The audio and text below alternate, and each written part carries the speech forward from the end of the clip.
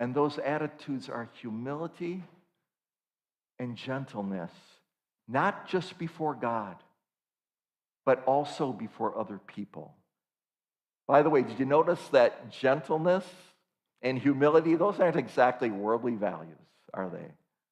No, they're not worldly values at all. They are God's divine values because Jesus Christ modeled these very two attitudes in everything he did.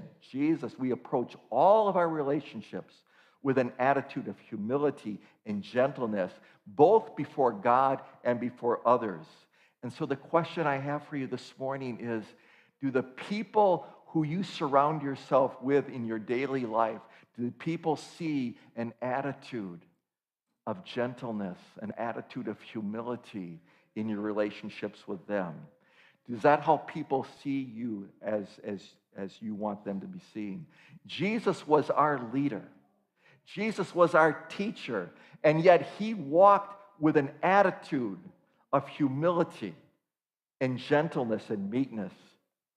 Here's why we need to anchor our hearts and our lives to these two attitudes in every single relationship of our life here on earth.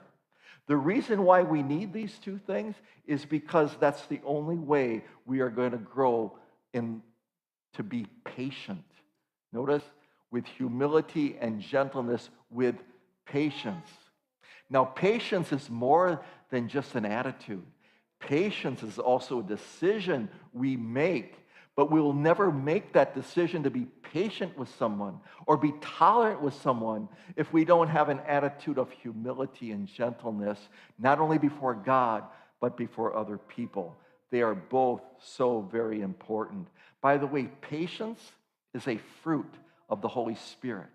And because it's a fruit of the Holy Spirit, with me, God never asks you, that says, I'm going to say yes to the dress. Is your calling in life anchored to read you professor on Sunday, or is your calling in life anchored to a life because Christ has